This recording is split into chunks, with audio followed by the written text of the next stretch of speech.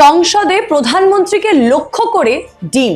নমস্কার, কলকাতা টিভির পর্দায় আপনাদের সকলকে স্বাগত। সঙ্গে রয়েছি আমি আয়ুষী। রাজনীতিতে ডিম ছোড়া এখন ট্রেন্ড হয়ে দাঁড়িয়েছে।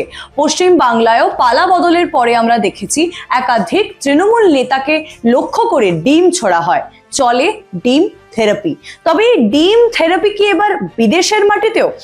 সম্প্রতি সমাজ মাধ্যমে একটি ভিডিও ভাইরাল হয়েছে যেখানে দেখা যায় সংসদের ভেতরে প্রধানমন্ত্রীকে লক্ষ্য করে ডিম ছোড়া হচ্ছে।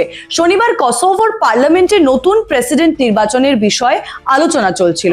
এই বিষয়ে সময় চেয়ে নিয়েছিল ভারপ্রাপ্ত প্রধানমন্ত্রী আলবিন কুর্তি। সেই নিয়েই ঝামেলা বলে জানা গিয়েছে। ঘটনার সময় সংসদের সামনের সারিতে বসেছিলেন ভারপ্রাপ্ত প্রধানমন্ত্রী। আচমকায় তার দিকে এগিয়ে যান বিরোধী দল alliance for the future of Kosovo এএকের একজন সাংসদ টাইম কাদ্রিজাজ। এরপর কুর্তির দিকে একাধিক ডিম ছুড়তে শুরু করেন তিনি, যার ভিডিও সম্প্রতি ভাইরাল হয়েছে। পরিস্থিতি দ্রুত সামাল দিতে এগিয়ে আসেন নিরাপত্তা রক্ষীরা এবং তার সঙ্গে বাকি যারা সাংসদ রয়েছেন তারা। সেই সময় কাদ্রিজাজ চিৎকার করে বলেন, লজ্জা হওয়া উচিত।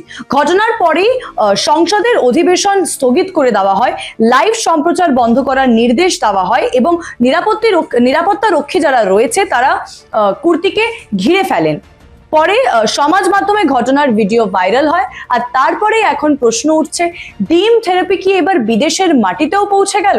আরো খবরের জন্য চোখ রাখুন কলকাতা টিভির পর্দায়। রাত দিন 7 দিন।